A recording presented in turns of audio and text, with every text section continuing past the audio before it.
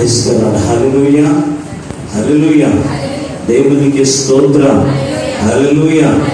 ప్రభునందు వారి సొంత ప్రియమైనటువంటి దేవుని బిడ్డారా, ఇప్పుడు మన ప్రభువును లోకరక్షకుడైన యేసుక్రీస్తు అతి శుభమైన నామమును బట్టి చెరువు మీకు అందరికీ కూడా పేరు పేరు హృదయపూర్వక వందనాలు తెలియపరుస్తూ ఉన్నాను. దేవుని యొక్క మహాకృపను బట్టి మరొకసారి ఈ శుక్రవారం ఉపవాస దినం మందు ప్రభు యొక్క సన్నిధిలో దేవుని స్తుతించడానికి దేవుడు మనకిచ్చిన ఈ గొప్ప తరుణాలను బట్టి మనం ప్రభువును బట్టి ఎంతగానో స్తుతించవలసినటువంటి వారమేనా. ఏది ఏమైనప్పటికీ ఈ రోజున దేవుడు మన కొరకు సిద్ధపరిచిన దేవుని యొక్క వాక్యాన్ని, కొద్ది సమయాన్ని దేవుని యొక్క వాక్యంలో నుంచి కొన్ని మాటలు మనం విన్న పరిశుద్ధ గ్రంథం నుండి దేవుని యొక్క వాక్య ధ్యాన గ్రంథము, పరిశుద్ధ గ్రంథం నుండి సంఖ్యాకాండము 20వ అధ్యాయము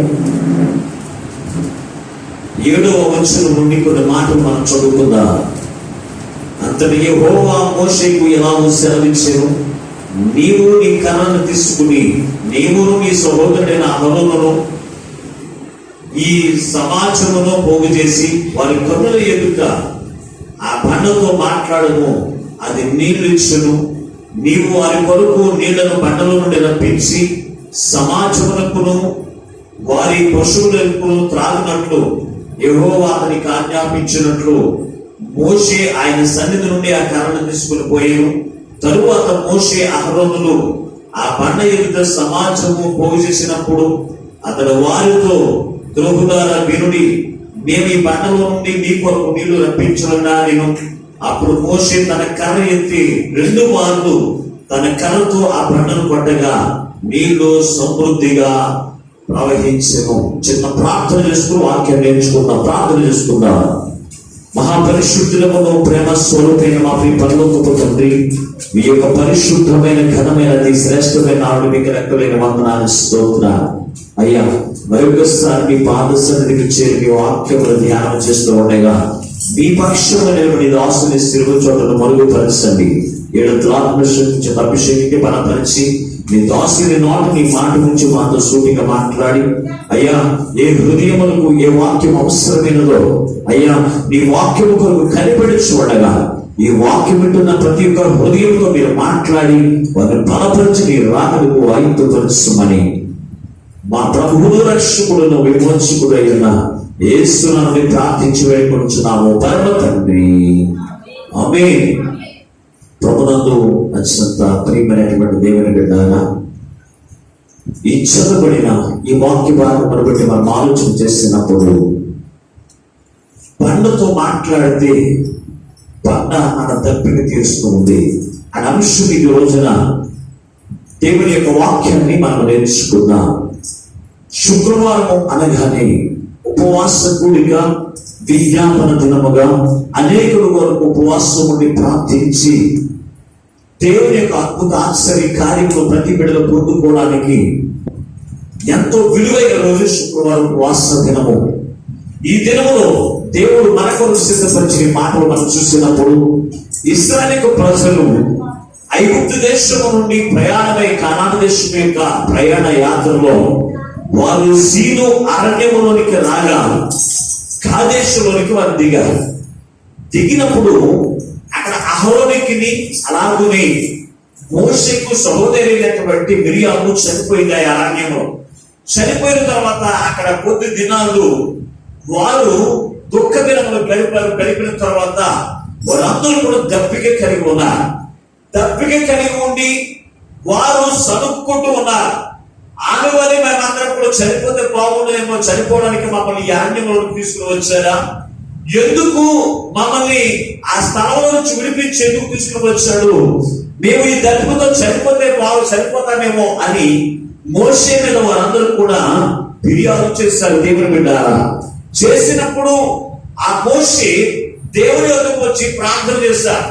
ప్రార్థన చేసి అయ్యా, ఇదిగో ఇశ్రాయేలు ప్రజలందరూ కూడా మేము నడిపిస్తున్న ఈ సమయంలో వారందరూ దప్పికతో చనిపోవడానికి సిద్ధంగా ఉన్నారు, వారి కొరకు ఏంటి పరిస్థితి అని చెప్పి దేవుని దగ్గర ప్రార్థన చేసినప్పుడు దేవుడు సెలవిచ్చిన మాట ఏమిటి అంటే, మోషే ఇదిగో ఆ బండ మీద బండతో మాట్లాడు, నేను ఒక బండని చూపిస్తున్నాను, ఆ బండతో నీవు మాట్లాడు.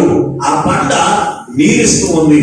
ఆ నీరు ద్వారా ఇశ్రాయేలు యొక్క ప్రజలందరి యొక్క దప్పికను, వారికి ఉన్నటువంటి పశువుల యొక్క దప్పికను తీర్చబడతాయి అని చెప్పాడు దేవుని బిడ్డ.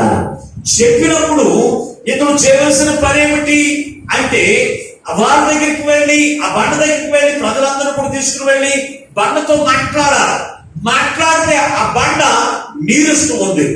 ఆ నీటి చేత వారందరినీ కూడా దప్పుగా తీర్చాలి. అటువంటి సమయంలో మోషే చేసిన పని ఏంటో తెలుసా? వారి దగ్గరికి వెళ్ళి మొట్టమొదటి చేసిన పని ద్రోహులారాన్ని సంబోధించాడు. ఇశ్రాయేలు ప్రజలు దేవుని చేత ఆశీర్వదించబడిన వారు, దేవుడితో పోరాడేటువంటి వారు, అటువంటి ప్రజలు దేవుడు ఎన్నుకున్నటువంటి బిడ్డలైన వారు, దేవుడి యొక్క రక్తము చేత ఆయన యొక్క మహాపరాజ్యము ద్వారా వారిని విడిపించబడినటువంటి యొక్క ప్రజలను మోషే సంబోధించిన పిలుపు ఏమిటి అంటే, ద్రోహులారా, మేము మీ దప్పిక తీర్చాలా అని చెప్పి ఆలోచన చేసి ఆ మాట అని ఏమన్నా తెలుసండి, బండ దగ్గరికి వెళ్ళి బండతో మాట్లాడకుండా బండను 3 సార్లు కొట్టాడండి దేవుని బిడ్డ. 3 సార్లు కొట్టినప్పుడు ఆ బండ నీరిచ్చింది. ఇశ్రాయేలు ప్రజల యొక్క దప్పిక తీర్చబడింది. ప్రభువుకు దేవుడు సెలవిచ్చిన మాట ఏమిటి? బండతో మాట్లాడమన్నాడు. బండతో మాట్లాడండి, ఆ బండ మీకు తీరుస్తుంది అన్నాడు. కానీ ఇతను చేసిన పని ఏంటో తెలుసా అంటే, బండను పుట్టాడు. ఇంతకు ముందు కూడా ఇశ్రాయేలు ప్రజలు దప్పికున్నప్పుడు వీరికి చెప్పిన పని ఏంటో తెలుసా అంటే, వారిని బండతో మాట్లాడమన్నది. అంతకు ముందు బండను కొట్టమన్నాడు. అదే మాట మనం చూసినప్పుడు నిర్గమకాండము 17వ అధ్యాయంలోకి మనం రాయగలిగినట్లయితే ఇక్కడ ఒక చక్కని మాట ఇక్కడ కూడా మనకి రాయబడుతూ ఉంది. చూడొకసారి నిర్గమకాండము 17వ అధ్యాయం 6వ వచనాన్ని. కాబట్టి మోషే ఇశ్రాయేలుతో చెప్పగా 17వ అధ్యాయము 6వ వచనమేనా చదివేది? నిర్గమకాండము 17వ అధ్యాయం 6వ వచనం. ఇదిగో అక్కడ హోరేపులోని బండ మీద నేను నీకు ఎదురుగా నిలిచెదను, నీవు ఆ బండలు కొట్టగా ఏంటంట? ప్రజలు తాగుటకు దానిలో నుండి నీరు బయలుదేరని మోషేతో చెప్పాడు. అంతకు ముందు చెప్పిన పని ఏమిటి? బండతో మాట్లాడమన్నది. మొట్టమొదటిగా బండను కొట్టు. బండను కొడితే ఆ బండలో నుంచి నీరు పోతుంది. ఆ నీటి ద్వారా ప్రజలందరి యొక్క దప్పిక తీర్చబడతాయి. అయితే ఒక్కసారి కొట్టమన్న తప్ప రెండోసారి కొట్టమని చెప్పలేదు. ప్రభువును దేవుని పెట్టారా? రెండోసారి చెప్పలేదు. ఎప్పుడు చెప్పాడు? మొట్టమొదటిసారి చెప్పాడు, బండను కొట్టండి, ఆ బండ మీ దప్పిని తీరుస్తూ ఉంది అని సెలవిచ్చాడు దేవుని బిడ్డ. అసలు బండ అంటే ఎవరు? బండ అంటే ఎవరు? చదువున యొక్క వాక్యాన్ని కూడా ఒకసారి మొదటి కొరింథీ పత్రిక కొరింథీయులకు రాసిన మొదటి పత్రిక 10వ అధ్యాయము 2వ వచనాన్ని చదువుదాం. అందరూ మోషేను బట్టి మేఘములోను సముద్రములోను బాప్తిస్మము పొందిరి. అందరూ ఆత్మ సంబంధమైన ఒకే ఆహారమును భుజించిరి. అందరూ ఆత్మ సంబంధమైన ఒకే పానీయమును పానము చేసిరి. అనగా ఏంటంట? తమ్మును వెంబడించిన ఆత్మ సంబంధమైన బండలోనిది త్రాగిరి. ఆ బండ ఎవరంట? క్రీస్తే. మోసే కొట్టినటువంటి బండ ఎవరంట? క్రీస్తే. దేవుని బిడ్డ, బండ నీరిచ్చింది. నీటి ద్వారా ప్రజల యొక్క దప్పిక తీర్చబడుతూ ఉంది. ఈ బండను కొట్టమన్నాడు. ఈ బండ ఎవరు అంటే క్రీస్తే.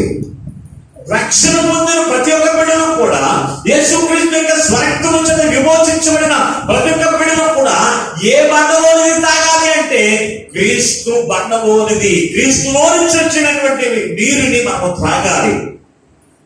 క్రీస్తులో నుంచి వచ్చినటువంటి నీరుని మనం తాగాలి. ఎందుకు తెలుసు అంటే, ఈ బండ నీటిని అనగా ప్రజల యొక్క దప్పిక తీర్చడానికి ఈ బండ పట్టబడింది. ప్రభువును దేవుని బిడ్డ, ప్రజల యొక్క జీవితంలో ఉన్నటువంటి బలహీనత నుంచి విమోచించడానికి, తెగుళ్ళ నుంచి విమోచించడానికి, రోగం నుంచి విమోచించడానికి, రోగం నుంచి స్వస్థపరచడానికి ఈ బండ పట్టబడింది. దేవుని బిడ్డ, ప్రజలందరూ యొక్క ఏ రోజు ఉపయోగపడింది తెలుసా? బండ ఉపయోగపడింది. దేవుని బిడ్డారా, నాడు ఇశ్రాయేలు ప్రజల యొక్క దప్పుని తీర్చడానికి ఉపయోగపడింది ఏంటి తెలుసు అంటే, ఆ బండ ఎవరు కాదు దేవుని బిడ్డారా, ఆత్మ సంబంధమైన బండ, అది క్రీస్తు ఉన్నాడు. క్రీస్తు అయినటువంటి ఈ యొక్క బండ ప్రజలందరి యొక్క దప్పిక తీర్చేటువంటిది. ఈ రోజున ప్రజలు ఏ దప్పిక కలిగి ఉన్నారు? చాలా మందికి మంచినీళ్ళని కూడా దప్పిక అవ్వట్లేదండి.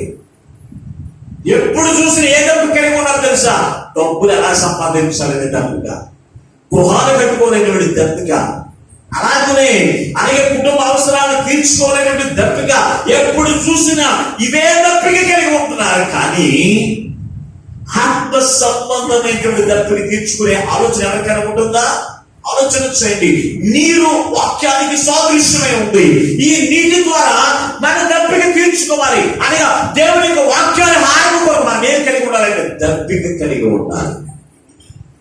దేవుని యొక్క వాక్యాహారం కొరకు మనం దప్పిక కలిగి ఉండి ఆయన దగ్గరికి వస్తే మన దప్పిక ఏ దప్పికైనా సరే తీర్చేది ఈ ప్రభు యేసు క్రీస్తు అనేటువంటి బండే. దేవుని బిడ్డారా, ఆ దప్పిక నువ్వు కలిగి ఉండాలి. ఆ వాక్యాహారం కొరకు, ఆ వాక్యము కొరకు నువ్వు దప్పిక కలిగి ఉన్నప్పుడు, నువ్వు ఏ దప్పిక కలిగి ఉన్నా కానీ ఆ దప్పిక తీర్చేది ప్రభు యేసు క్రీస్తే. ఒకానొక దినాన్ని సమరయ స్త్రీ, ఆమె పాపమును చెదరింపబడినటువంటి కుమార్తె, ఆమె పాపము నుంచి విడిపించబడాలని దప్పిక కలిగి ఉంది కనుక యేసు ప్రభువారి దగ్గరికి వచ్చింది. వచ్చి ఆయన దగ్గర ఉన్నటువంటి ఆయన మాటలన్నీ కూడా ఆయన తాగింది, అంటే భుజించింది. నేను ఇచ్చేటువంటి ఈ నీరు నీ దప్పిక తీరుస్తుంది, ఇంకెప్పుడు నువ్వు దప్పుకోవాలన్నప్పుడు ఆ నీరు తాగింది అనగా ఆ వాక్యమైనటువంటి నీరు ఆమె తాగింది. తాగిన తర్వాత ఆమె దప్పిక తీర్చబడింది. మరి ఈ రోజున నువ్వు ఏ దప్పిక కలిగి ఉన్నావు? ఎప్పుడైనా సరే దేవుని సన్నిధికి వెళ్ళి వాక్యం వినాలి, వాక్యం ద్వారా నా దప్పిక తీర్చుకోవాలనే ఆలోచన నువ్వు కలిగి ఉన్నావా? ఆలోచన చేయండి ప్రభువు. దేవుని బిడ్డారా, ఈ బండ ఎవరో కాదు, నువ్వు ఎటువంటి దప్పిక కలిగి ఉన్నప్పటికీ నీ దప్పిక తీర్చేది క్రీస్తు అనేటువంటి బండే. నీ దప్పిక తీర్చడం కాదు, నీ దప్పిక ఒకటి తీర్చడం కాదు, ఈ క్రీస్తు అనేటువంటి బండ చేసే పని తెలుసా? మరొకసారి చదువుదాం ఒకసారి. ఆదికాండము 49వ అధ్యాయము. ఈ బండ మానవుని యొక్క జీవితంలో ఎటువంటి అవసరాలు తీరుస్తూ ఉందో ఆదికాండము 49వ అధ్యాయము 25వ వచనాన్ని ఒకసారి చదువుదాం ఒకసారి.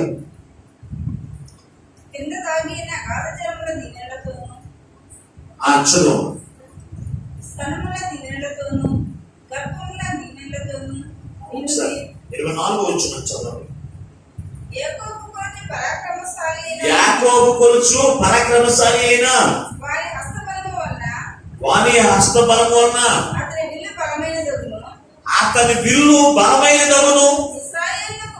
ఇశ్రాయేలీయులకు బండయు మేపెడు వాడును ఆయనే.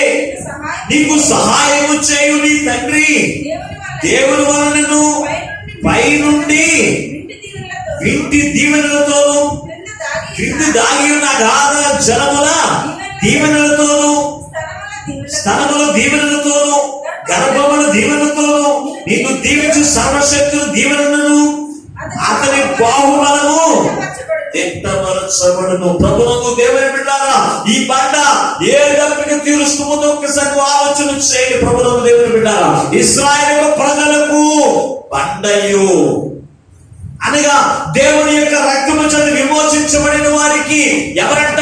బండారో కాదు, మన ప్రభువు యేసు క్రీస్తు ప్రభువారే.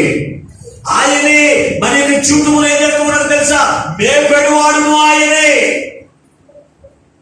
చూడండి, ఈ రోజున మనం సమృద్ధిగా ఆహారం తింటూ ఉన్నామంటే అది మేపేది ఎవరో కాదు, ప్రభువు యేసు క్రీస్తు ప్రభువారే. నీకు సహాయం చేసేది కూడా ఆ బండే. ఈ రోజున సహాయ విషయంలో కావచ్చు, తిని బండారాలకు కావచ్చు, నువ్వు ఏదైనా సంపాదించుకోవడానికి కావచ్చు, ఏదేమైనప్పటికీ కూడా మనకి ఎవరై ఉన్నారు తెలుసంటే బండలో నుంచి వస్తేనే అది మనం పొందుకోగలుగుతాం. దేవుని యొక్క కృప వలన లేదే, కృప లేదే మనం ఈ లోకంలో ఏది కూడా పొందుకోలేము. మనం ఏదో సంపాదించుకుందాం అనుకుంటాం, ఏదో పొందుకుందామని మనం తిరుగుతూ ఉంటాము. కానీ కానీ బండలో నుండి వస్తేనే కానీ అది మనం స్వతంత్రించుకోలేము. ప్రభువుకు దేవుని బిడ్డారా, అందుకే యేసుక్రీస్తు ప్రభువు చెప్తున్నటువంటి మాట చూసినప్పుడు ఇశ్రాయేలు ప్రజలకు బండయ్యను వారిని మేపేడు వాడునై ఉన్నాడు, వారికి సహాయంలో కూడా అక్కడి నుంచి వస్తుందంట. దేవుని వలన మాత్రమే పై నుండి దీవెనతో వస్తూ ఉందంట. దేవుని బిడ్డారా, ఈ రోజున ప్రతి ఒక్క బిడ్డలకు కూడా దీవెన కావాలి, కుటుంబంలో దీవెన కావాలి, బిడ్డలు దీవించబడాలి, అలాగే వారి చేతి పని దీవించబడాలి, వారు సంతృప్తికరమైన ఆహారం భుజించాలని ప్రతి ఒక్కరు కూడా కోరుకుంటారు. కానీ ఎవరి దగ్గరికి రారంటే బండ దగ్గరికి రాకుండా మనం ఏది కూడా పొందుకోలేము. దేవుని బిడ్డ, ఇశ్రాయేలు ప్రజలకు సహాయం కావాలన్నా, దప్పుని తీర్చబడాలి అన్నా, వారు సంతృప్తికరమైన శ్రేష్టమైన బలమైన ఆహారం భుజించాలన్న కన్నా దీవులు పొందుకునేటువంటి వారుగా ఉండాలన్న కానీ బండ ఇశ్రాయేలు ప్రజలకు బండ. అందుకే దావీదు అంటాడు, నా అండ కొండ బండ అన్ని నీ మీద యేసయ్యా అని పాడుతుంటాడు. దేవుని బిడ్డ, ప్రభువుకు దేవుని బిడ్డారా, ఈ రోజున నీకు నీ దప్పిక తీర్చడానికి నీవు బండను నువ్వు ఆధారము చేసుకుంటే గనుక నీ దప్పిక ఎటువంటి దప్పిక అయినప్పటికీ కూడా అది తీర్చబడుతూ ఉంది. నువ్వు బండ దగ్గరికి రాకుండా నాకు దప్పిక తీర్చాలంటే బండలో నుంచి ఊరుతూ ఉంది, అక్కడే పడుతూ ఉన్నాయి నీరు, కానీ వారి దగ్గరికి వెళ్ళట్లేదు.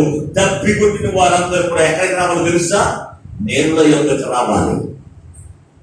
దప్పికి కలిగిన వారు నేను ఎందుకు రాకుండా నేను ఇక్కడ నుండి నాకు దప్పిక తీర్చబడాలంటే ఎక్కడ తీర్చబడుతూ ఉంది? శరీర సంబంధమైన దప్పికైతే నీవు ఉన్నటువంటి స్థలంలో ఉండి ఒకవేళ నువ్వు అధికారం కావచ్చు, అయ్యా ఇదిగో నీరు తీసుకొచ్చి నీ దప్పిక తీర్చవచ్చు. కానీ నీవు ఆత్మ సంబంధమైనటువంటి దప్పిక నీకు తీర్చబడాలంటే నువ్వు క్రీస్తు బండ దగ్గరికి రావాల్సిందే. ఆయనే నీ యొక్క దప్పిక తీర్చేటువంటి దేవుడు.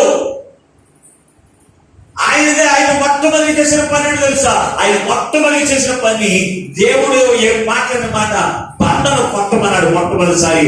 ఆ తర్వాత కొట్టమన్నదండి. మొన్న బండను కొట్టినట్టుగా మళ్ళా కొట్టమని అనలేదు. వివరణ తెలుసా? మొట్టమొదటిసారి మాత్రమే బండను కొట్టు, అది నీరుస్తుందని చెప్పండి. దేవుని బిడ్డారా, యేసు ప్రభు వారు మనందరి కొరకు కూడా ఒక్కసారి కొట్టబడ్డాడు. మనందరి కొరకు కూడా ఒక్కసారి కొట్టబడ్డాడు. ఎందుకో తెలుసా? మనందరి యొక్క దప్పిక తీర్చడానికి ప్రభువుకు దేవుని బిడ్డారా ఒక్కసారి కొట్టబడ్డాడు. ఒక్కసారి బండ కొట్టమన్నాడు, కానీ 10 సార్లు బండ కొట్టమని చెప్పలేదు. ఆ బండ ఎవరో తెలుసా? మన ప్రభు యేసుక్రీస్తు ప్రభువు.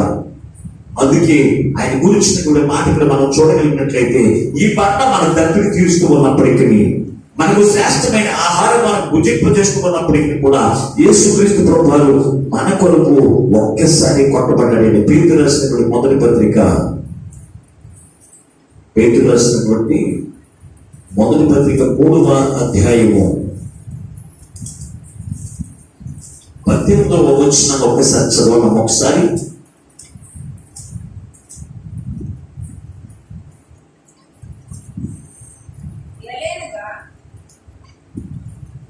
అనగా మనల్ని దేవుని యొద్దకు తెచ్చుటకు అనీతిమంతుల కొరకును నీతిమంతుడైన క్రీస్తు శరీర విషయములో చంపబడి ఆత్మ విషయములో బ్రతికింపబడి పాపముల విషయములో ఎన్నిసార్లు శ్రమ పడ్డాడు? ఎన్నిసార్లమ్మా? ఒక్కసారి శ్రమ పడ్డాడు. దేని గురించి? సమస్త మానవుని యొక్క పాప పరిహారార్థుల బలిగా ఆయన ఒక్కసారి శ్రమ పడ్డాడు. రెండోసారి శ్రమ పడలేదు, రెండోసారి కొట్టించుకోలేదు, ఒక్కసారి కొట్టబడ్డాడు. మనందరి గురించి దేవుని బిడ్డ. దేని గురించి అంటే మన పాపముల కొరకు, మన దప్పిక తీర్చడం కొరకు ఆయన ఒక్కసారి కొట్టబడ్డాడు. కానీ ఈ రోజున యేసు ప్రభువాన్ని 10 కొడుతూనే ఉన్నారు. దేవుని బిడ్డ 10 కొట్టమన్నాడా? ఒక్కసారి మాత్రమే కొట్టించుకున్నాడు యేసు ప్రభువారు. అలాగే మోషేను కూడా చెప్పిన మాట, ఇదిగో నువ్వు బండను కొట్టు, ఆ బండ నీరుస్తుందని ఒక్కసారి చెప్పాడు. కానీ రెండోసారి వచ్చినప్పుడు బండను కొట్టమని చెప్పలేదు. బండతో నువ్వు మాట్లాడు, బండతో నువ్వు మాట్లాడు అని సెలవిచ్చాడు దేవుని బిడ్డ. కానీ అతడు బండతో మాట్లాడలేదు. బండతో ఏం చేశాడు? కొట్టాడు. 3 సార్లు కొట్టాడంట, ఒక్కసారి కాదు 3 సార్లు కొట్టినప్పటికీ కూడా ఆ బండ నీరిచ్చింది, ఇశ్రాయేలు ప్రజల యొక్క దప్పిక తీర్చింది. ఈ రోజున మనం మాటల ద్వారా, క్రియల ద్వారా, మన ప్రవర్తన ద్వారా యేసు ప్రభువును కొడుతూ ఉన్నప్పటికీ కూడా దేవుడు నీ దప్పిక తీరుస్తూ ఉన్నాడంటే దేవుడి యొక్క కృప, వాత్సల్యత. దేవుని బిడ్డ, ఇది మనం జ్ఞాపకం చేసుకోవాలి. దేవుడు బిడ్డ, మన బ్రతుకు కాల ప్రయత్నం కూడా నీవు యేసు ప్రభువుని నీ మాటలతోనూ, నీ క్రియలతోనూ, నీ యొక్క ప్రవర్తనతోనూ యేసు ప్రభువుని నీవు కొడుతూ ఉన్నావని సంగతిని జ్ఞాపకం చేసుకుని నీ దప్పికి యేసయ్య తీరుస్తూ ఉన్నాడంటే అది నీ వల్ల ఉన్న భక్తి కాదు. దోషులకరమైన మాటలు మాట్లాడుతూ, అబద్ధాలు మాట్లాడుతూ, మోసకరమైన క్రియలు చేస్తూ నేను అడిగిందల్లా దేవుడు నాకు ఇస్తున్నాడు అని నువ్వు గొప్పగా చెప్పుకుంటున్నావు. నువ్వు దేవుని యొక్క మాటకు విరుద్ధంగా నువ్వు ప్రవర్తిస్తూ ఉన్నప్పటికీ కూడా దేవుని యొక్క ప్రేమ ఆయన నీ పట్ల చూపిస్తూ ఉన్నాడు. అందుని బట్టే నీ దగ్గర తీర్చబడుతూ ఉంది. కానీ వేరొక కాదు. దేవుని మోషేతో చెప్పిన మాట, బండతో నువ్వు మాట్లాడడం అంటే ప్రార్థన చేయడం. ఇశ్రాయేలు ప్రజలందరికీ కూడా ఈ రోజు దేవుడు ఇచ్చిన వాగ్దానం ఏంటో తెలుసా? యేసుక్రీస్తు కొట్టమని చెప్పలేదు, ఆయనతో మాట్లాడండి. నీకు ఏది అవసరం అవుతుందో, నువ్వు ఎటువంటి దప్పిక కలిగి ఉన్నప్పటికీ యేసుక్రీస్తు అనేటువంటి బండ దగ్గరికి వచ్చి ఆయనతో మాట్లాడితే కనుక ఆయన సంతోషంగా నీ దప్పిక తీరుస్తాడు. నీ దప్పిక తీర్చినటువంటి దేవుని కొట్టడం ఎంత మాత్రం కూడా సమంజసమా? ఆలోచన చేయండి ప్రభువును. దేవుని బిడ్డ, నీ దప్పిక తీర్చే వారిని కొట్టడం ఎంత మాత్రం సమంజసమా? ఈ రోజున తల్లిదండ్రులు బిడ్డలైన వారిని కష్టపడి పెంచుతూ ఉంటే తల్లిదండ్రుల మీద తిరగబడి తల్లిదండ్రులు కొడుతూ ఉన్నారు. దేవుని బిడ్డ, మరి ఈయనకు అవసరమైనప్పుడు ఎవరిస్తారు? ఎవరు వారి యొక్క జీవులు ఏదైనా కావాలంటే ఎక్కడి నుంచి రావాలి? తల్లిదండ్రుల దగ్గర నుంచి రావాలి. అటువంటి తల్లిదండ్రుల్ని వీరు బాధిస్తూ ఉన్నప్పుడు, కొడుతూ ఉన్నప్పటికీ కూడా తల్లిదండ్రుల యొక్క ప్రేమ ఎరగడం తెలుసా? అయ్యో నా కుమారుడు, అంతకు ముందు లేకపోతే 1 సంవత్సరం ముందు నేను కొట్టివేసి ఉండవచ్చు. కొట్టిన తర్వాత కూడా నువ్వేం చేస్తావు తెలుసా? నీ ప్రేమను చూపించుకున్నా ఉండవు. పిల్లల విషయంలో నిన్ను కొట్టాడనే బాధ నీలో ఉన్నప్పటికీ కూడా నీ పిల్లల యొక్క అవసరం వ్యాధిని తీరుస్తూ ఉన్నావు. మన తండ్రి ప్రేమ కూడా అటువంటిది. దేవుని బిడ్డ, నువ్వు ఆయన మాటలతోనూ, నీకు క్రియలతోనూ, నీ ప్రవర్తనతోనూ ఆయన బాధిస్తూ కొడుతూ ఉన్నప్పటికీ కూడా ఆయన ఆ బాధను చూసుకోకుండా ఆయన ప్రేమను చూపిస్తూ తీరుస్తున్నాడు. ఒక్కసారి మాత్రమే కొట్టబడ్డాను నేను, ఒక్కసారి మాత్రమే కొట్టబడ్డాను. కానీ ఈ రోజున నన్ను నాతో మాట్లాడమంటే ఆనాడు మోషే ఎలాగైతే కొడుతూ ఉన్నాడో ఈ రోజున ప్రజలందరూ కూడా నన్ను ఏం చేస్తున్నారో తెలుసా? వారు మాటల ద్వారా, క్రియల ద్వారా, వారి తలాపుల ద్వారా, వారి యొక్క ఉద్దేశముల ద్వారా నన్ను అనుదినము కూడా కొడుతూనే ఉన్నారు. దేవుని బిడ్డ, కొట్టిన వారందరూ కూడా పర్వత రాజ్యంలో చేర్చబడరు. ప్రభువు దేవుని బిడ్డారా, కొట్టిన వారందరూ కూడా పర్వత రాజ్యంలో చేర్చబడరు. ఈ మోషే ఏమన్నాడో తెలుసా? ద్రోహులారా అని సెలవిచ్చాడు. దేవుని బిడ్డారా, ఏమన్నాడు వారిని? ఇశ్రాయేలు ప్రజల్ని ద్రోహి. ఒకవేళ నమ్మక ద్రోహం చేసిన వారు కూడా మనం ఏమనకూడదు తెలుసా? ద్రోహి అని పిలవకూడదు. వారి గురించి ప్రార్థించారు. ద్రోహి అంటే ఏమవుతుంది? అయ్యారు ద్రోహం చేసిన వాళ్ళు ద్రోహి అనకపోతే ఏమంటావు అని చాలా మంది అడుగుతూ ఉంటారు. పరిశుద్ధ గ్రంథంలో యేసు ప్రభువు ఆ మాటకు ఏమని సెలవిచ్చారో తెలుసా? మత్తయి రాసిన సువార్త 6వ అధ్యాయంలో, మత్తయి రాసిన సువార్త 6వ అధ్యాయం 22వ వచనం ఒకసారి చదువుతామా? దేహమునకు దీపము కన్నే కనుక 5వ అధ్యాయం చదవండి ఒకసారి. 5వ అధ్యాయం 22వ వచనం. నేను మీతో చెప్పినదేమనగా తన సహోదరుని మీద కోపపడు ప్రతివాడు విమర్శకులోనగును, తన సహోదరుని చూచి వ్యర్థుడా అని చెప్పువాడు మహాసభలోనికి లోనవుతాడట. ద్రోహి అని చెప్పువాడు ఎక్కడ లోనవుతాడట. మరి ఈ మోషే ఏమని సెలవిచ్చాడు? ద్రోహులారని సెలవిచ్చాడు కనుక కానాను దేశంలోనికి ప్రవేశించలేకపోయాడు. ఇశ్రాయేలు ప్రజలను అంతవరకు ఎంతో నమ్మకముగా ఓర్పుతో సహనంతో నడిపించినటువంటి వాడు. దేవునికి కోపం వచ్చినప్పటికీ కూడా మోషేకు కోపం వచ్చేది కాదు. దేవుడు ఒకానొక సమయం అడిగాడు, వీరందరూ కూడా నాశనం చేసి నీకు పుట్టబోయే సంతానాన్ని ఆకాశ నక్షత్రములను చేస్తాను, వాటిని ఆశీర్వదిస్తానని సెలవిచ్చాడు. కానీ అయ్యా వారిని ఏర్పాటు చేసుకోవడానికి పరిస్థితి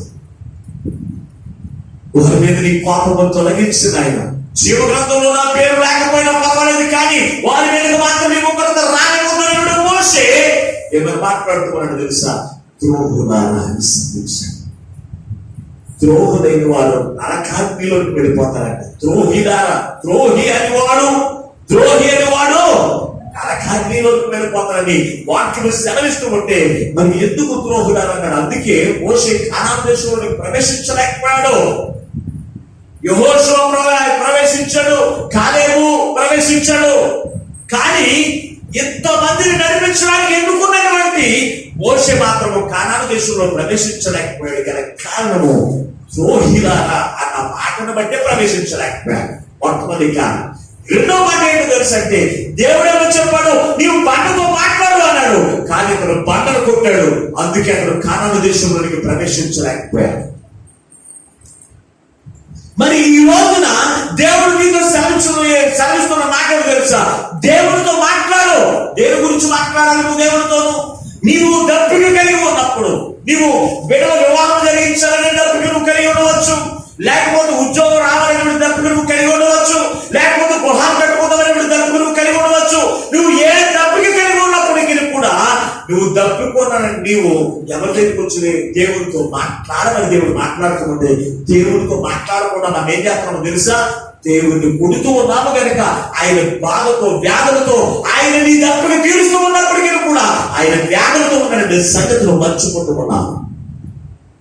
నేను దేవుడితో మాట్లాడట్లేదు, దేవుడిని బాధిస్తూ ఉన్నాను, అయినప్పటికీ కూడా యేసయ్య నా ప్రార్థన ఆలకిస్తాడండి. ఎందుకు ఆలకించడు? ఎందుకు నీ దప్పిక తీర్చడు? తప్పనిసరిగా నువ్వు ఆయన బాధపరుస్తూ ఉన్నప్పటికీ, ఆయన మాటకు అవిధేయత చూపించి నువ్వు జీవిస్తూ ఉన్నప్పటికీ నువ్వు దేవుని యొక్క కుమారుడు. ఎందుకు తెలుసా? క్రీస్తును నువ్వు ధరించుకున్నావు. యేసుక్రీస్తు రక్తము చేత విమోచించబడిన దాన్ని బట్టి యేసయ్య నీ దప్పిక తీరుస్తున్నాడంటే సంగతి నువ్వు జ్ఞాపకం చేసుకోవట్లేదు. ప్రభుత్వ దేవుని బిడ్డారా, నువ్వు రక్షణ పొందావు కనుక ఏం చెప్తున్నా తెలుసా? నువ్వు ఏ దప్పిక కలిగి ఉన్నప్పటికీ, నువ్వు కలిగి ఉన్నప్పటికీ, నువ్వు అవిధేయత కలిగి నువ్వు జీవిస్తూ ఉన్నప్పటికీ, దేవుడితో మాట్లాడకుండా నీ మాటలు బట్టి, నీ క్రియలు బట్టి, నీ ప్రవర్తన బట్టి యేసయ్యను కొడుతూ ఉన్నప్పటికీ యేసయ్య దప్పిక తీరుస్తున్నాడు. కానీ నువ్వు నరకానికి వెళ్ళిపోతావు. దేవుని బిడ్డ మోషే బండతో మాట్లాడు అంటే బండను ముమ్మారు కొట్టాడు. కొట్టినప్పటికీ కూడా ఆ బండ నీరివ్వకుండా లేదు. నీరిచ్చింది ఇశ్రాయేలు ప్రజలందరి యొక్క దప్పిక తీర్చబడింది. కానీ మోషే మాత్రము కానాను దేశంలో ప్రవేశించలేకపోయాడు. ఈ రోజున చాలా మంది క్రైస్తవులు ఉన్నారు, దప్పిక కలిగిన వారందరూ. మరి వీళ్ళందరూ ఎక్కడికి రావాలి? నీళ్ళ దగ్గరికి రావాలి.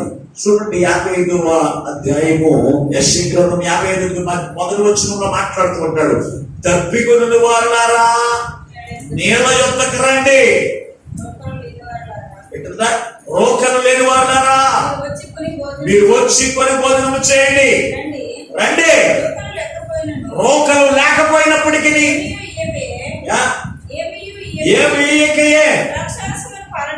ద్రాక్షారసమని పాలన కొనుడి.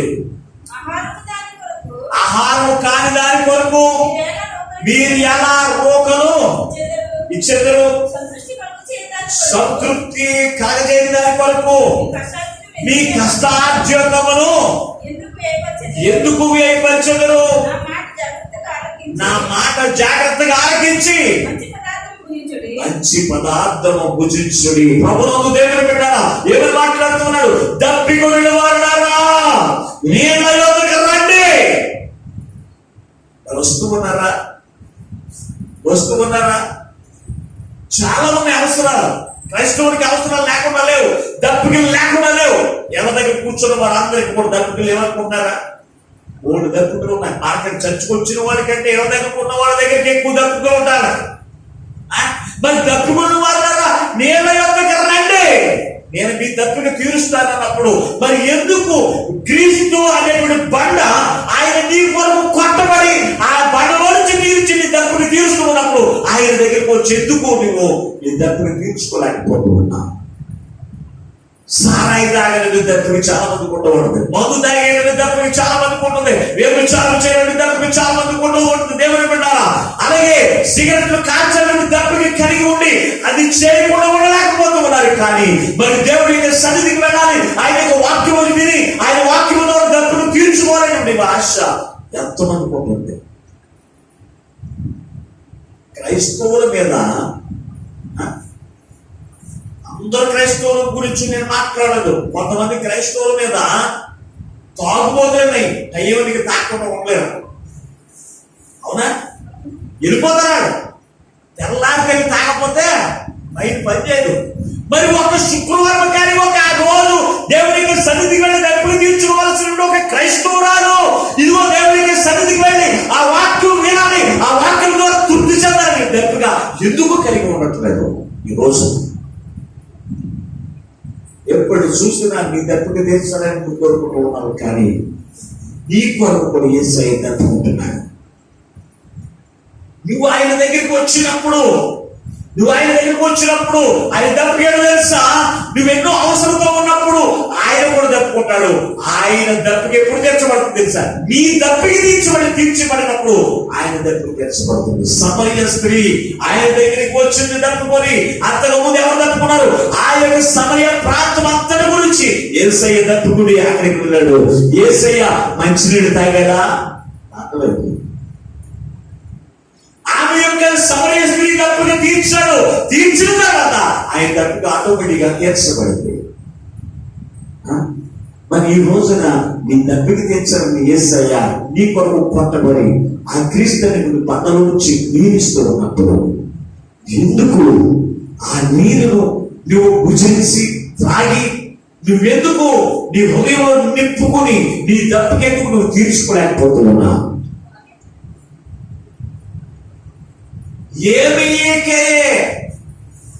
ఎందుకు నీ కష్టార్జితమును ఇదిగో ఆహారము కాని దాని కొరకు, పానీయము కాని దాని కొరకు ఎందుకు నీ కష్టార్జితము వ్యయం చేసుకుంటూ ఉన్నావు? నీ దప్పుని తీర్చుకోవడానికి నేను చెబుతూ ఉన్నప్పటికీ ఉదయం నుంచి మొదలు కష్టపడి సాయంత్రం వరకు చెమటలు కాచి కష్టపడి వాడి గురించి వాడి భార్య ఏం చేస్తుంది తెలుసా? ఉదయాన్నే లేచి వంట చేసి వాడికి టిప్పులు చేసి టీగిలిచ్చి సాగనప్పి ఇంటిగానే చెత్త అంతగా పంపిస్తే అది ఎందుకు శుభ్రం ఉదయం కానించి సాయంత్రం వరకు కష్టపడి పని చేసి కష్టార్జనం అంతా కూడా తీసుకెళ్లి సాయంత్రం బ్రాందీ షాపులకు వచ్చి పెట్టి ఇంటి దగ్గరికి వస్తాయి. అందుకే మాట్లాడుతున్నాడు, పానీయము కాని దాని కొరకును దప్పుగా తీర్చలేని దాని కొరకును ఎందుకు నీ రోగం చేసుకుంటూ ఉన్నావు? ఆహారం కాని దాని కొరకును, పానీయం కాని దాని కొరకు ఎందుకు నీ రోగం ఏం చేసుకుంటున్నావు? ఇదిగో కొన్ని భోజనం చేయండి, దప్పుకున్న వాళ్ళ నేను యొక్కకు రండి. నేను ఏమని మాట్లాడుతున్నాను? జీవజాలకు ఓపెనై ఉన్నాను. ఆ నీరు అయిపోయేటువంటిది కాదు. ఒకవేళ నువ్వు కోట్ల రూపాయలు సంపాదించినప్పుడు నువ్వు ఖర్చు పెడితే నీ దగ్గర అయిపోవచ్చేమో, కానీ మన దప్పిక తీర్చేటప్పుడు దేవుడి దగ్గర అది ఊరుతూనే ఉండవు, కానీ ఆయన దగ్గర ఆశీర్వాదములు అయిపోవు. దేవుడు అటువంటి దప్పిక తీర్చేటువంటి యేసయ్యను ఎందుకు విడిచిపెట్టి అయ్యా నా దప్పిక తీర్చు? నీరు కనపడుతూ ఉంది, నీకు సమీపంగా నీరు కనపడుతూ ఉంది, కానీ నీటి దగ్గరికి వెళ్ళకుండా దూరంగా ఉండి అయ్యా నా దప్పిక తీర్చు ఆయన. మరి అలా తెలిసిపడుతుందండి. మరి దేవుడు ఏమని మాట్లాడుతున్నాడు? దప్పుకున్న వారు నేను యొక్కకు రండి మాట్లాడుతుంటే మరి నేను యొక్కకు రాకుండా నా దప్పిక తీర్చు ఆయన. మరి అలా తెలిసిపడుతుందండి. నువ్వు నేను ఎందుకు రావు? మరలా నిద్రలు తెలుసు దేవుడి మీద. అయ్యో నేను ఎంత ప్రార్థన చేసిన దేవుడు నాకు ప్రతిఫలం ఇస్తాను. అసలు దేవుడు ఉన్నారా? మరి ఇదొక డౌట్. మరి నీరు అక్కడ కనపడుతూ ఉన్నప్పుడు ఆ నీటి దగ్గరికి వెళ్ళకోకుండా నీ తప్పు ఎలా తీర్చబడుతుంది? అది గమనించుకుంటాం. అయ్యో నీళ్ళ దగ్గరికి వెళ్ళాలండి, లేకపోతే ఆగండి. ఎంతో చక్కగా చెప్తాం మన సమాధానం. మరి అదే ఆలోచన మరి యేసు క్రీస్తు ప్రభువు బండ ఉన్నాడు. ఆ బండ కొట్టబడిన తర్వాత ఆ కొట్టబడిన బండ దగ్గరికి వెళ్ళిన వారందరూ కూడా నీరు తాగుతూ ఉన్నారు. అంతకు ముందు కొట్టబడక ముందు. మరి కొట్టిన తర్వాత ఇంకా కొట్టమని చెప్పలేదండి. ఒక్కసారి చెప్పాడండి మోషేతో, ఈ బండ కొట్టు నీరిస్తుంది. మరి రెండోసారి వచ్చినప్పుడు ఇక కొట్టమన్నాడు. ఏమన్నాడు? ఆ బండతో నువ్వు మాట్లాడావు. అక్కడి నుంచి మాట్లాడే పని కానీ యేసు ప్రభువుని కొట్టమనే అధికారం మనుషులకి ఇవ్వలేదు, ప్రవక్తలకు ఇవ్వలేదు, శిష్యులైన వారికి ఇవ్వలేదు, అలాగే విశ్వాసులు కూడా ఇవ్వలేదు. కానీ ఈ రోజున ఇచ్చిమిచ్చిన ప్రతి విశ్వాసి యేసు క్రీస్తు అనేటువంటి బండను కొడుతూనే ఉన్నారు.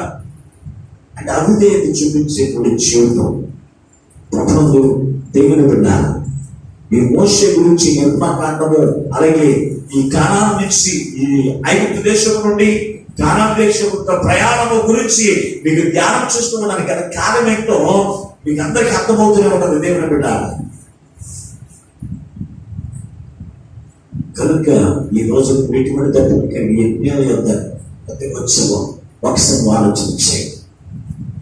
యేసు క్రీస్తు దగ్గరికి వచ్చిన ప్రతి విశ్వాసిని కూడా దేవుడు ఏం చేస్తాడో తెలుసా? ఆయన దప్పుకి తీర్చే పంపుతారు. సమరయ స్త్రీ ఒక పాపాత్మురాలు దప్పుకొని యేసు దగ్గరికి వచ్చినప్పుడు ఒక పాపాత్మురాలు దప్పుని తీర్చిన దేవుడు క్రీస్తును ధరించుకొని నీవు నీ దప్పుకైనా తీర్చదా? ఇశ్రాయేలుకు పండగను ఎంత స్పష్టంగా రాశాడు ఆ మాట. ఇశ్రాయేలు ప్రజలకు పండగను, వారికి ఆహారమును ఇచ్చేటువంటి దేవుడు, వారికి సహాయం ఇచ్చేటువంటి దేవుడు, వారిని ఆశీర్వదించేటువంటి దేవుడు ఎవరో తెలుసా? బండ అనగా యేసు క్రీస్తు దిగిన బిడ్డ. అటువంటి క్రీస్తుని నిర్లక్ష్యం చేసి నీ దగ్గరికి తీర్చుకోవడానికి నువ్వు ప్రయత్నం చేయకు. క్రీస్తుని బండ దగ్గరికి వచ్చి ఆయనతో మాట్లాడడం నేర్చుకోండి. ఆయనతో మాట్లాడడం అంటే ప్రార్థన చేయడం. యేసు క్రీస్తు దగ్గరికి వచ్చి దేవుడితో మాట్లాడడం అంటే కళ్ళు తెలిసి దేవా ఈ పక్కన ఉన్నవా ఈ పక్కన ఉన్నవాడు పిచ్చోడు అనుకుంటారు. మనం చూసి అనుకుంటారా కూడా. మరి ఎలా మాట్లాడాలి? ప్రార్థనతో దేవుడు మాట్లాడాలి. ప్రార్థనతో దేవుడితో మాట్లాడాలి. నువ్వు ఎటువంటి తప్పుగా కలిగి ఉన్నప్పటికీ కూడా యేసు క్రీస్తు బండతో నువ్వు మాట్లాడు. అయితే దేవునికి ప్రార్థన చేయి. అప్పుడు నీ దప్పుని తీర్చబడుతూ ఉందని ఆనాడు మోషేతో సెలవిచ్చిన దేవుడు ఈ రోజున ఎటువంటి తప్పిక కలిగి ఉన్నప్పటికీ నీతో కూడా మాట్లాడుతున్నాడు. నువ్వు తప్పికకున్నావా? ఈ లోక ప్రయాణ యాత్రలో, ఈ లోక నిత్యంలో నువ్వు అలసిపోయిన వచ్చి శ్రమను బట్టి, పదులను బట్టి, కష్టాలను బట్టి నువ్వు ఎటువంటి తప్పిక కలిగి ఉన్నప్పటికీ యేసయ్య పాదములకు వచ్చి నువ్వు ఆయనతో మాట్లాడు. నా తప్పిక తీర్చున్న ఆయన తప్పనిసరి నీ తప్పుని తీరుస్తాడు. అది నీకు సాధ్యము కాకపోవచ్చు. అరణ్యములో నీళ్లు లేవు, అయినప్పటికీ కూడా ఆ సీను అరణ్యములు ఏముంటాయి? గచ్చ పొదలు, ముళ్ళు, తొప్పలు, రాళ్ళు, రప్పలు ఉంటాయి.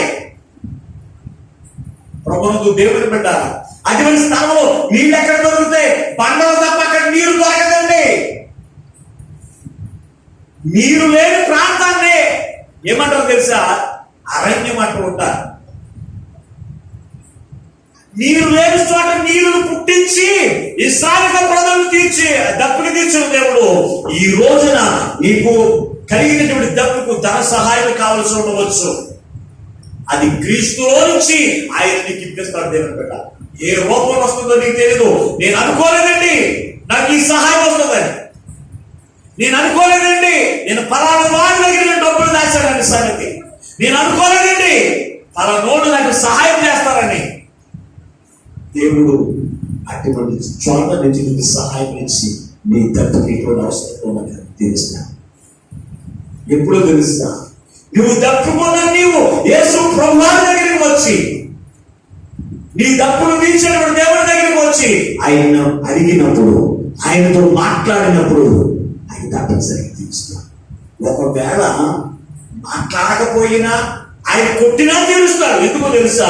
యేసు క్రీస్తు యొక్క శరీరమును నువ్వు ధరించుకున్నా, యేసు క్రీస్తు యొక్క రక్తము చేత విమోచించబడ్డావు కనుక అయినప్పటికీ తప్పులు తీరుస్తాడు. నువ్వు మాట్లాడినా తీరుస్తాడు, నువ్వు పంట బూతులు తిట్టుకున్నా తీరుస్తాడు. లేకపోతే ఎటువంటి అవిధేయత కలిగిన యేసు ప్రభువు చెప్పిన మాట ప్రకారం నేను ఇష్టం వచ్చినట్టు జీవించినా కానీ ఆయన్ని తప్పులు తీరుస్తాడు. కానీ దేవుడు మాత్రం ఏం చేస్తాడు తెలుసా? నరకని పంపించేస్తాడు. అన్నాడు ఒక్క మాట అన్నందుకే, ఒక మాట మొట్టమొదటి మాట అన్న మాట్లాడు తెలుసు అంటే ద్రోహులారు అన్నాడు. రెండోది అతను చేసిన పని తెలుసా? పంటతో మాట్లాడమంటే పంటను కొట్టాడు కనుక నీవేక కానాలు దేశంలోనికి ప్రయాణం లేదు. నువ్వు దూరాన్ని నుంచి చూస్తావు ఆ యొక్క అందమైనటువంటి దేశాన్ని, ఇశ్రాయేలు ప్రజల కొరకు నేను సిద్ధపరిచిన దేశాన్ని నువ్వు దూరం నుంచి మాత్రమే నువ్వు చూస్తావు, కొండ నుంచి. కానీ ఆ దేశంలో నీకు ప్రవేశం ఎంత మాత్రం లేదు పోసే. కానీ కారణం తెలుసా అంటే ఈ రెండు విషయాలు అతను చేసినటువంటి దోషం. కనుక దేవుని బిడ్డ, ఈ రోజున నీ జీవితంలో ఎటువంటి తప్పును కలిగి ఉన్నప్పటికీ యేసయ్య నీ తప్పులు తీర్చడానికి ఆయన ఇష్టపడుతున్నాడు. అయితే ఆయన పంటను కొడితే తీరుస్తాడని చెప్పట్లేదు, పంటతో మాట్లాడాలని ఈ రోజు మనందరికీ సాధిస్తూ ఉన్నాడు. ఒక్కసారి మొక్కబడి అయిపోయింది. ఈ తర్వాత ఆయనతో మాట్లాడే విధంగా ఉన్నాం తప్ప ఆయన కొట్టినటువంటి వారిగా ఉండడానికి వీల్లేదు. మన మాటల ద్వారా, క్రియల ద్వారా, ఆలోచన ద్వారా, మన ప్రవర్తన ద్వారా యేసయ్యను గాయపరిచేటువంటి వారిగా మనం ఉండడానికి వీల్లేదు.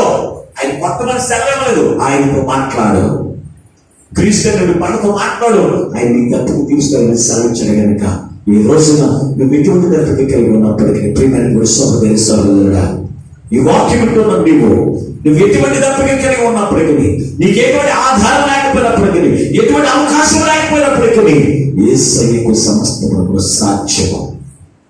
ఎడారులో నీరు పుట్టించిన దేవుడు ఈ రోజు నీ కుటుంబంలో నీ అవసరం తీర్చడానికి, నీ తప్పులు తీర్చడానికి మార్గములు సహాయం చేసి ఆ మార్గమును బట్టి సంతోషించినటువంటి ధన్యత దేవునికి ఇస్తాడు. ఆ మార్గమును బట్టి నీ తప్పులు తీర్చిన ధన్యత నీకు ఇస్తాడంటే సంగతి నువ్వు జ్ఞాపకం చేసుకుని విశ్వాసంలో ముందుకు కొనసాగండి. అందుకే మాట్లాడుతున్నాడు 53వ అధ్యాయము యెషయా గ్రంథములో, ఆయన మనందరి కొరకు గాయపరచబడ్డాడు, మనందరి కొరకు ఆయన దెబ్బలు వ్యసన పరుడు అయిపోయాడు, రూపం లేకుండా ఉన్నది. కారణం తెలుసు అంటే మన తప్పుని తెలుసుకున్నానికే. నీకు అంతమాట మనం కొట్టే వారు లేదు, ఆయనతో ప్రార్థించేటువంటి వారిగా ఉండాలి. నీ తప్పుని తీర్చుకోవడానికి కొరకు, ఏ తప్పుని తీర్చుకోవాలి? ఎప్పుడు చూసినా కుటుంబ అవసరతల గురించి, కుటుంబ పరిస్థితుల గురించి నీ తప్పుని తీర్చుకోవడం కాదు. దేవుని యొక్క వాక్యము వినాలి. దేవుని యొక్క వాక్యము ద్వారా నీ హృదయం తృప్తిపరచబడాలి. దేవుని యొక్క వాక్యమును నీ హృదయంలో నింపేసుకుని యేసయ్యను నీ హృదయంలో నింపేసుకుంటే కనుక, యేసయ్య నీ హృదయంలో ఉంటే నీకు ఇంకా ఏమి కొనుక్కోదమై ఉండదు. సమస్తమును కలిగిన దేవుడే నీ హృదయంలో నింపుకుంటే కనుక, ఆయన నీ హృదయంలో ఉంటే నీకు ఏది అవసరం ఆటోమేటిక్ నీ దగ్గర వస్తూనే ఉంటుంది. అటువంటి విశ్వాసం ముందుకు కొనసాగండి. తప్పనిసరిగా ఇంతవరకు నువ్వు తప్పుకొని నీరు అనబడిన క్రీస్తు అనేటువంటి బంధ దగ్గర రాకపోతే ఈ రోజు ఆలోచన వచ్చి ఆ నీళ్లు ఓట కలిగినటువంటి యేసయ్య దగ్గరికి రండి. ఆయన నీ తప్పుగా తీరుస్తాడు. ఆనాడు ఇశ్రాయేలు ప్రజలు అవిధేయత కలిగి జీవిస్తున్నప్పటికీ, మోషే అవిధేయత కలిగి ప్రవర్తించినప్పటికీ వారి తప్పుని తీర్చిన దేవుడు తప్పనిసరిగా మీ తప్పుని కూడా తీర్చడానికి ఆయన ఇష్టపడుతూ ఈ రోజున మనందరితో మాట్లాడుతున్నాడు. ఆయన దగ్గరికి వచ్చిన మనమందరం కూడా ఆయనతో మాట్లాడదాం, ఆయనతో పెరుగులాడదాం, ఆయనతో పోరాడదాం. ప్రభువా, నువ్వు మా అవసరం తీర్చండి, మా తప్పుని తీర్చండి అయ్యా, మా ఆలోచన నెరవేర్చిన ఆయనని ప్రార్థించడం. తప్పనిసరిగా ఆయన మీకు చేరువచ్చిన ఏ హృదయమో ఎటువంటి బాధలు కలిగి ఉండవచ్చు, ఎటువంటి వ్యాధులు కలిగి ఉండవచ్చు, ఎటువంటి ఇబ్బందులు కలిగి ఉండవచ్చు, ఎటువంటి బలహీనతలు కలిగి ఉండవచ్చు, ప్రతి ఒక్క తప్పును తీర్చి ప్రభువులో నుండి ఆనందాన్ని, ప్రభువులో నుండి తృప్తికరమైన జీవితంలో ఆ పరిశుద్ధాత్మ దేవుడు మీకు అందరికీ అనుగ్రహించుగాక. ఆమేన్. ప్రార్థన చేసుకుందాం. మమ్మలను శాశ్వతమైన ప్రేమతో ప్రేమిస్తూ మా కొరకు కొట్టబడి అయ్యా కొట్టబడిన నీవయ్యా మా దప్పిక తీర్చిన దేవుడు.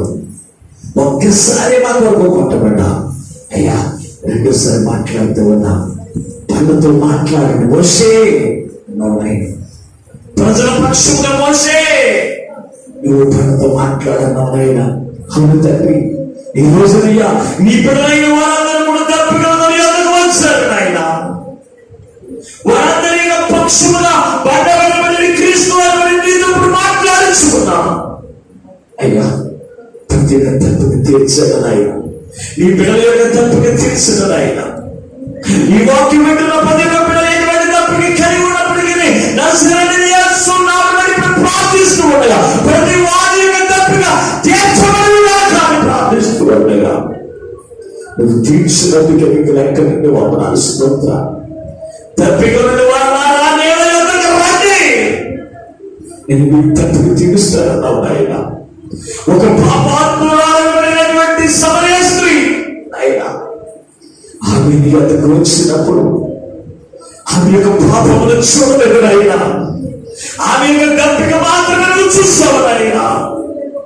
ఆమె దప్పిక తీర్చి ఆమె ఆనందముతో గృహం ఎదురు పంపించావు. అవును తండ్రి, ఈ శుక్రవారం ఉపవాస దినము నీ బిడ్డలైన వారు ఏ తప్పికతో నీ వద్దకు వచ్చారో ప్రతి ఒక్కరి ఆనందించుతున్నాయి, ప్రతి తప్పికను చూస్తున్నాయి, ప్రతి వారి యొక్క తప్పుక తీర్చినాయన. మీరు నా ఆనందము గృహాల యొక్క నడిపించి నీ అందున్నటువంటి సంతోషాన్ని, నీ అందున్నటువంటి సమృద్ధిని పొందుకునే వ్యక్తుల వాక్యం అనుగ్రహించి మీరు మహిమను పొందవాలి. ఎంత మాత్రం విన్నటువంటి వాక్యం ఎంతోగా విడిచిపెట్టకుండా ప్రతి వారి యొక్క హృదయంలో నీరు కింద ఫలకం చేసి అయ్యా నీ రాకడికి ప్రతి బిడ్డను ఆయుధపరచుమని మా ప్రభువును రక్షకులను యేసు నామమున ప్రార్థించి వేడుకొనుచున్నాము పరమ తండ్రి. ఆమేన్, ఆమేన్.